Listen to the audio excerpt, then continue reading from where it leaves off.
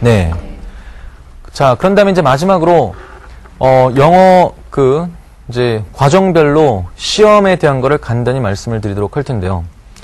제가 지금 말씀드린 대로 영어 실력 자체를 기르는 쪽으로 집안의 영어의 바다에 빠뜨릴 수 있는 그런 분위기를 조성을 하고 정말 많은 양의 독서를 할 수 있게끔 쭉 해왔다고 한다면 영어에 대한 상당한 숙달도가 되어 있는 상태고요.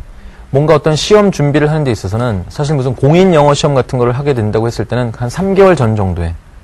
예, 그러니까 우리나라 지금 대학생들 같은 경우 요즘은 그래도 좀 나아지고 있는데 제일 문제가 뭐냐면 수능 끝내고 대학에 입학하자마자부터 유학 갈 아이들은 토플, 그냥 국내에서 취업하고자 하는 아이들은 토익 책 붙들고서 4년을 보냅니다.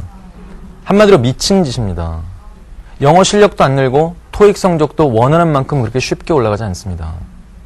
근데 단 한 권의 영어 책도 안 읽고 책이요, 책, 참고서 말고. 그러니까 참고서는 수십 권을 읽었는데 영어로 된 소설책, 영어로 된 이를테면은 비문학으로서 무슨 엘빈 토플러의 부의 미래라든가 이런 거 한 권도 읽지 않고 영어를 잘 하려고 마음을 먹으니 영어가 잘 되겠습니까?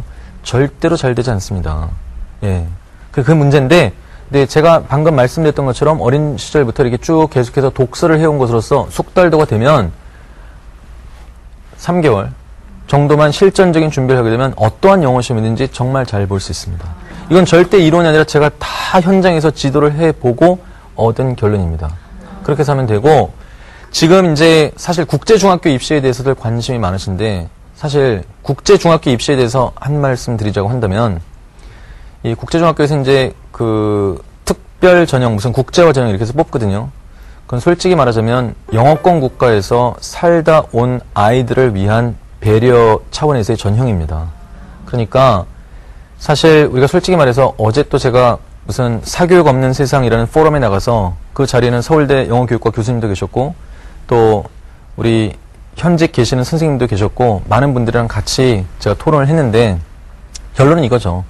국제중학교에서 어떤 특별전형, 국제화 전형으로 들어갈 수 있는 아이들은 일단 살다 와서 영어에 대한 대단히 익숙한 아이들. 근데 영어권 국가에서 몇 년씩 살다 온 아이들을 갖다가 그들의 실제적인 영어 말하기와 쓰기까지의 구사력을 시험을 보는 데 있어서 대등한 수준으로 끌어올리기 위해서 무리하게 영어 학원을 보내는 건 별 효과를 거두기가 힘들다는 겁니다. 국제중 좀 안 가면 어떻습니까? 너무 무리하게 남들 다 간다고. 그래서 국제중, 외고, 명문대 이런 등식 절대 성립하지 않습니다. 예, 그러니까 너무 그렇게 국제중에 보내려고, 그리고 국제중에 대한 정보가, 정확한 정보가 별로 없습니다. 예, 별로 없으니까, 국제중 가려면 또 심지어 이런 얘기까지 나오더라고요. 면접을 하는 데 있어서 대학 수준의 그러한 지식을 초등학교 6학년 수준으로서 풀어낼 수 있게 해야 된다. 잘못된 정보입니다. 예, 잘못된 정보라고요. 아니, 무슨 초등학생을 선발하는데 그런 얘기를 하냐고요. 그러니까 학원들에서 만들어낸 이러한 속설들이 참으로 많고 그것이 학부모님들을 통해서 가공되고 변화되고 이렇게 되는 건데, 예, 그러니까 너무 이렇게 현실을 직시를 하시고 너무 그렇게 무리해서 애를 갖다가 초등학교 때부터 그런 어떤 사교육의 구렁텅이 속에 파묻어 버리지 마시라는 겁니다.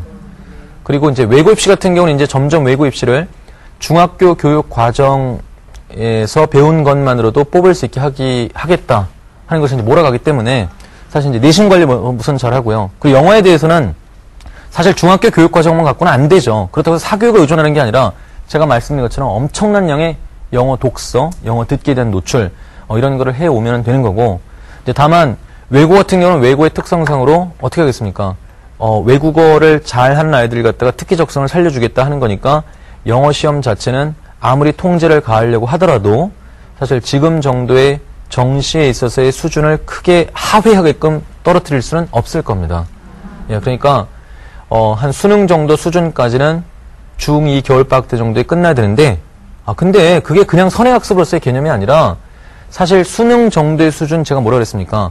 6차 교육과정은 내용상의 난이도가 미국 초등학교 5, 6학년 정도 지적 수준인데 7차 교육과정은 한 중1, 2 정도 수준이기 때문에 사실 수능 정도의 수준이 우리나라 중학교 2학년들이 이해하기에 지적 수준을 크게 벗어나는 게 아닙니다. 제가 막 선행학습하라고 강요를 하는 게 아니라 사실 어렸을 때부터 그렇게 많은 독서량을 해왔다고 한다면 중학교 2학년 정도의 그런 수능 정도를 읽고 이해하고 듣고 이해하는데 지장 없게 될 겁니다. 예, 그럼 이제 그런 상태에서 준비만 하면 어렵지 않게 외고도 근데 외고 더 중요한 게 내신이라는 거 잘 아시죠? 경우에 따라서는 수학이나 과학 같은 것이 더 중요할 수도 있고, 그 학교의 전형에 따라서 잘 지도를 하게 되면 사교육에 대한 커다란 전적인 의존 없이도 충분히 해결할 수 있습니다. 그리고 수능에 대해서는 걱정하지 마십시오.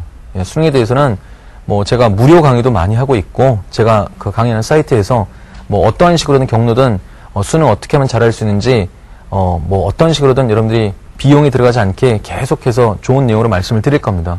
근데 제가 처음부터 약속을 드렸죠.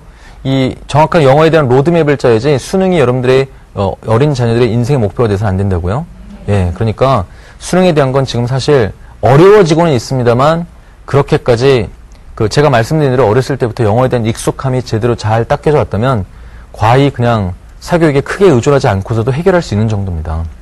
네, 그러니까 어떻게 오늘 이제 제 이야기가 거의 마무리 단계에 접어들었는데 대한민국의 영어 교육의 불편한 진실부터 시작을 해서 거기에 대한 이것도 아니고 저것도 아니고 그래서 유일한 대안은 가정에서 영어의 이 바다를 빠뜨려야 된다. 그래서 이제 어떤 식으로 해야 되는지 발음에 대한 교정부터 해서 영역별로 이렇게 해야 된다는 얘기에서 이제 영어 시험에 이르기까지 얘기가 왔는데 어떻게 오늘 좀 큰 도움 되셨습니까? 네. 정말 이대로 어떻게 한번 가정에서 자녀들을 대상으로 해서 한번 지도를 해 보실 수 있겠습니까? 네. 그러면 꼭 성공하셔서 아이들을 영어의 달인으로 만들고 또 영어 때문에 상급 학교로의 진학이라든가 또 앞으로의 인생에 있어서 문제가 없게끔 그렇게 아주 뜻깊은 시간과 그리고 실천 가능한 방법이었기를 제가 기원을 하면서 제 이야기는 여기서 전부 마치도록 하겠습니다. 감사합니다.